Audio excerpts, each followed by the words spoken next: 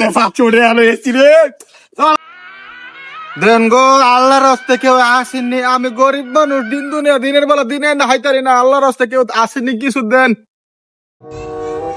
হারো হারো আমি দেখি গরু কেউ আসেনি আব্বা তোমার আমি